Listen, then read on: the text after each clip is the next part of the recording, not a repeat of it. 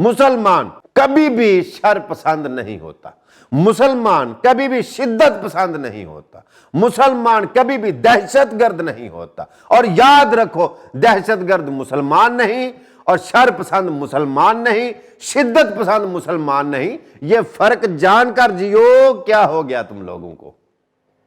میں جذباتی نہیں ہوا، سوچ سمجھ کر ناپ تول کر بات کر رہا ہوں۔ فیصل آباد جڑاوالا میں جو واقعہ پیش آیا ہے، اس واقعہ کی حقیقت کیا ہے؟ حقیقت جاننا سب کے لیے بہت ہی ضروری ہے۔ سو بات مکمل سنیے تاکہ آپ کو پتہ چل جائے کہ ملک پاکستان کے ساتھ ہو کیا رہا ہے۔ فیصل آباد جڑاوالا واقعہ کی حقیقت بتانے سے پہلے میں ایک چھوٹی سی بات سنانا چاہتا ہوں۔ یہ بات مکمل غور سے سنیں تاکہ آپ کو حقیقت جاننے میں آسانی ہو جائے۔ ہمارے پڑوسی دیش ہندوستان میں اقلیتیں غیر محفوظ ہیں۔ اقلیتیں ان کو کہا جاتا ہے جو تھوڑی ہوتی ہیں۔ مثال کے طور پہ ہندوستان میں ہندوؤں کی اکثریت ہے، وہاں مسلمان تھوڑے ہیں، عیسائی تھوڑے ہیں، سکھ تھوڑے ہیں، وغیرہ وغیرہ۔ یہ سبھی اقلیتیں ہیں۔ سو ہندوستان میں اقلیتوں کے ساتھ ظلم ہوتا ہے۔ مثال کے طور پہ انہی دنوں ہریانہ ریاست میں مسلمانوں کے ساتھ مودی حکومت نے ظلم کے پہاڑ توڑ دیے ہیں۔ گھروں میں جا کر دکانیں ان کی توڑ دی، کاروبار ان کے تباہ کر دیے، لیکن کوئی بھی انٹرنیشنل ادارہ حرکت میں نہیں آیا، یا کوئی بھی انسانی حقوق کی تنظیم ایکشن لینے کو تیار نہیں، کسی نے بات نہیں کی۔ کیوں؟ کہ ایک طاقتور ظلم کر رہا ہے۔ دوسری طرف پاکستان میں اقلیتیں آزاد ہیں، محفوظ ہیں، مکمل تحفظ ہے۔ پاکستان میں اقلیتوں پر کوئی ظلم نہیں ہے، کوئی جبر نہیں ہے۔ سوچنے والی بات یہ ہے کہ اگر پاکستان میں اقلیتیں محفوظ ہیں تو جو سانحہ فیصل آباد جڑاوالا میں کل پیش آیا ہے، اس سے پہلے بھی اس طرح کے واقعات ہو چکے ہیں، پھر یہ کون کرتا ہے؟ میں آپ کو یہ بتانا چاہتا ہوں کہ یہ جو کچھ بھی ہوا فیصل آباد میں جڑاوالا میں، جو کچھ بھی کرسچن عیسائیوں کے ساتھ ہوا یا عیسائیوں نے جو کچھ کیا، دونوں طرف سے میں کہوں گا کہ زیادتی ہوئی ہے۔ میں اس کی مذمت کرتا ہوں۔ اگر کسی غیر مذہب نے مذہب اسلام کی یا پیغمبر اسلام کی یا ہمارے قرآن کی بے حرمتی کی ہے، میں اس کی بھی مذمت کرتا ہوں۔ اور جو کچھ بھی شر پسندوں نے کیا، ایک جتھے گروہ نے کیا، میں اس کی بھی شدید مذمت کرتا ہوں۔ یعنی کہ مسیحیوں کے گھروں کو جلایا، توڑ پھوڑ کی، یا ان کی مقدس جگہ عبادت گاہ چرچ کو نقصان پہنچایا، میں اس کی شدید مذمت کرتا ہوں۔ یہ مسلمان نہیں ہے۔ کون ہے بھائی؟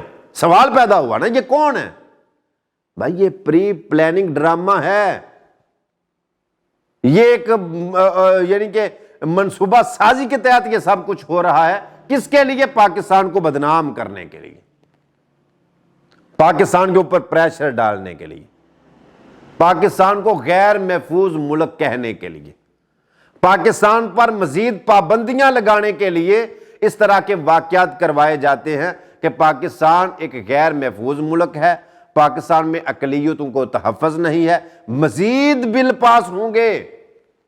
اس طرح کے واقعات ہوتے نہیں، کروائے جاتے ہیں۔ یاد رکھنا، جو کوئی بھی اس طرح کے واقعے میں ملوث ہو وہ حقیقت میں مسلمان نہیں ہے۔ ہمارا مذہب دین اسلام پر امن کا درس دیتا ہے۔ مذہب اسلام میں کسی دوسرے کو ہاتھ سے یا زبان سے تکلیف پہنچانا حرام ہے۔ تو یہ کون لوگ ہیں جو جلا ہی دیتے ہیں، قتل ہی کر دیتے ہیں، مار ہی دیتے ہیں، توڑ پھوڑ کر دیتے ہیں، کسی کا حق چھین لیتے ہیں؟ یہ کون لوگ ہیں بھائی؟ یہ مسلمان نہیں ہے، یہ لانچ کیے ہوئے ہیں، یہ کوئی اور شر پسند ہے۔ حقیقت جانیے، یہ حقیقت ہے کہ ملک پاکستان کے ساتھ ڈرامہ ہو رہا ہے۔ میں ریکویسٹ کروں گا قانون نافذ کرنے والے اداروں سے اور حکومت پاکستان سے کہ اعلیٰ سطحی کمیٹی بنائی جائے، ایسی کمیٹی تشکیل دی جائے جو حقیقت کھینچ کر سامنے لائے اور عوام کے سامنے رکھے کہ اصل حقیقت یہ ہے۔ جو کچھ بھی ہوا، اگر کسی نے بھی زیادتی کی ہے، ادھر سے ہوئی یا ادھر سے ہوئی، میں دونوں طرف سے کی ہوئی زیادتی کی مذمت کرتا ہوں، ایسے واقعات نہیں ہونے چاہیے۔ باقی مسلمان جہاں جہاں بھی بیٹھے ہیں، مسلمان کبھی بھی شر پسند نہیں ہوتا، مسلمان کبھی بھی شدت پسند نہیں ہوتا، مسلمان کبھی بھی دہشت گرد نہیں ہوتا۔ اور یاد رکھو، دہشت گرد مسلمان نہیں اور شر پسند مسلمان نہیں، شدت پسند مسلمان نہیں، یہ فرق جان کر جیو۔ کیا ہو گیا تم لوگوں کو؟ میں جذباتی نہیں ہوا، سوچ سمجھ کر ناپ تول کر بات کر رہا ہوں کہ کسی بھی دہشت گرد کا تعلق اسلام سے نہیں ہے، شدت پسند مسلمان نہیں ہے، شر پسند مسلمان نہیں ہے۔ جو مسلمان ہے وہ تو امن کا داعی ہوتا ہے، جو مسلمان ہوتا ہے وہ تو جوڑنے والا ہوتا ہے۔